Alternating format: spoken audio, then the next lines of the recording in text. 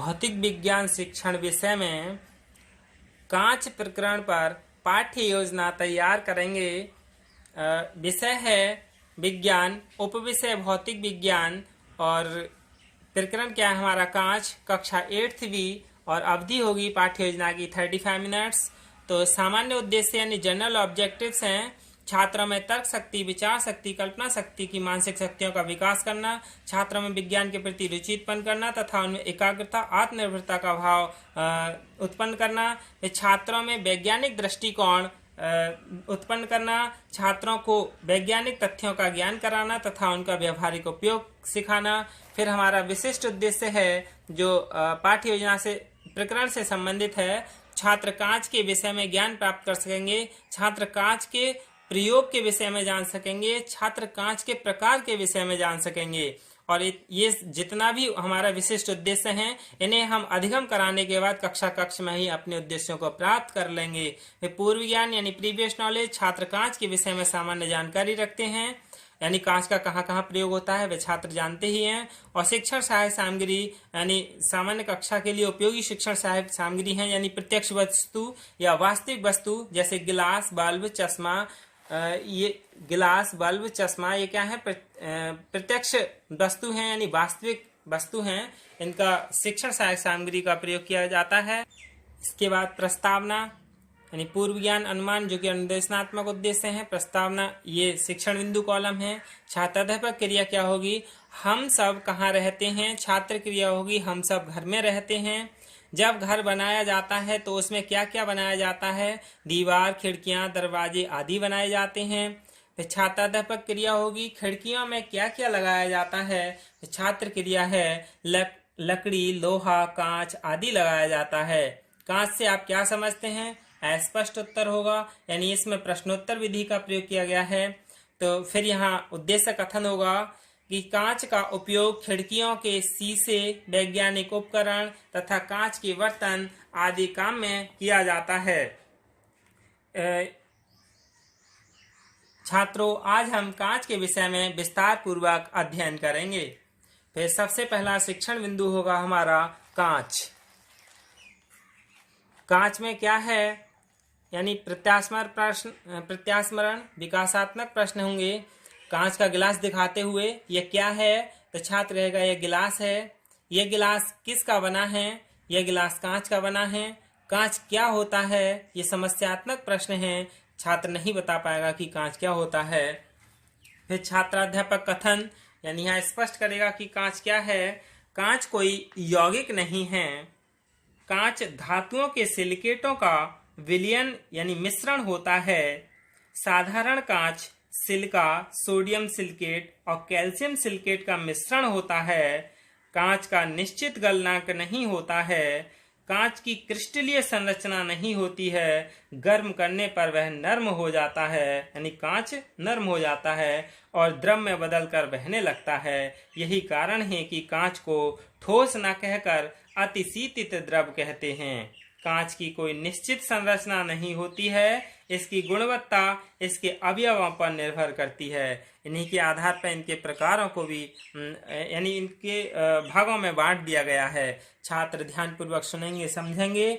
इसमें हम फिर मूल्यांकन प्रश्न कर लेंगे कि कांच की कैसी संरचना होती है। यदि बालक ने अच्छे से हमारे कथन को सुना है तो बता देगा कि कांच एक क्रिस्टलीय संरचना है। इसके बाद दूसरा शिक्षण बिंदु है कांच के प्रकार। बल्ब दिखाते हुए यह क्या है? तो छात्र कहेगा यह बल्ब है। बल्ब किसके बने होते हैं?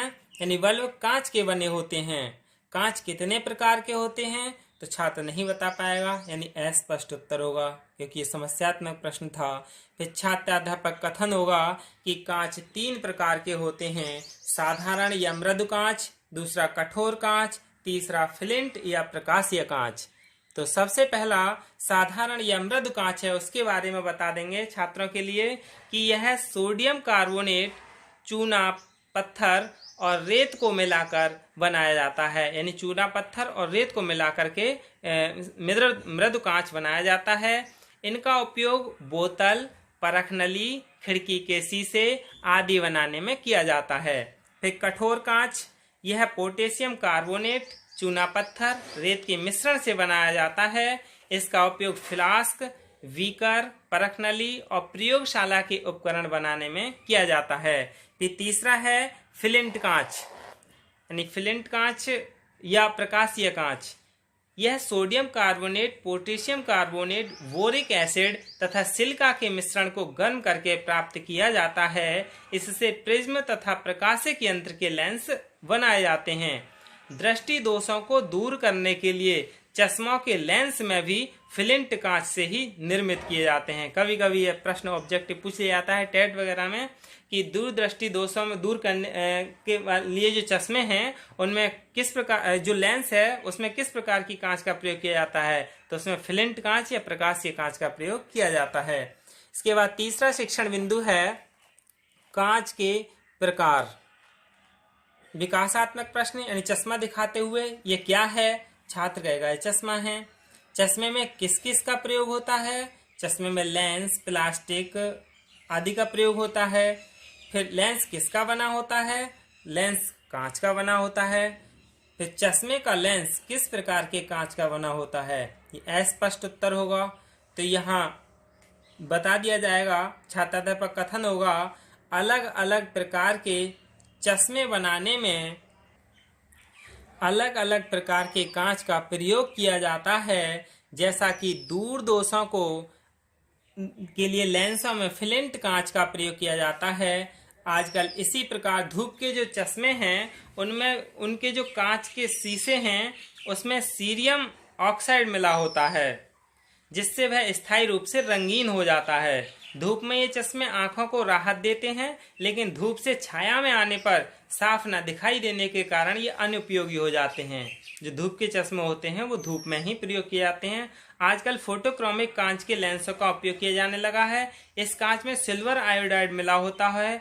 धूप में सिल्वर आयोडाइड विघटित होकर सिल्वर यानी चांदी व आयोडाइड बनाता है। सिल्वर की यह परत चश्मे के लेंसों को गहरा रंग प्रदान करती है। छाया में सिल्वर आयोडाइड पुनः संयोग कर सिल्वर आयोडाइड बना लेते हैं, यानी जो धूप के चश्मे हैं वो धूप में जाने पर रंगीन हो जाते हैं और ठंड में आने पर या छाया में आने पर हल्के रंग के हो जाते हैं। तो छात्र ध्यान पूर्वक सुनेंगे और समझेंगे। इसका मूल्यांकन प्रश्न होगा कि धूप से बचाने के लिए चश्मे के कांच में क्या लगा होता है। यदि बच्चे ने अच्छे से सुना है तो वह बता देगा कि सीरियम ऑक्साइड मिला होता है। फिर बोधात्मक प्रश्न क्या है, कांच से बनी किन्हीं दो वस्तुओं के नाम बताइए। लेंस बनाने के में किस प्रकार के कांच का प्रयोग होता है। श्यामपट्ट सारांश, यानी छात्राध्यापक श्यामपट्ट पर कांच के प्रकार, कांच के प्रयोग अंकित करेगा। छात्र श्यामपट्ट कार्य अपनी उत्तर पुस्तिका में नोट करेंगे। फिर निरीक्षण कार्य, यानी छात्राध्यापक श्यामपट्ट कार्य अपनी अभ्यास पुस्तिका में उतारने के लिए निर्देश देता है तथा निरीक्षण करता है। छात्र गृह कार्य उतारेंगे तथा घर से करके लाएंगे। गृह कार्य यानी कांच के प्रकार का वर्णन करो, तो छात्र क्या है अपनी उत्तर पुस्तिका में उतारेंगे और घर से करके लाएंगे। इसके बाद श्यामपट्ट लेखन कार्य, जिसमें कांच के प्रकार और कांच के प्रयोग अंकित किए हुए हैं, इन्हें छात्र अपनी उत्तर पुस्तिका में नोट करेंगे। यही क्या है कांच प्रकरण पर पाठ्य योजना है। धन्यवाद।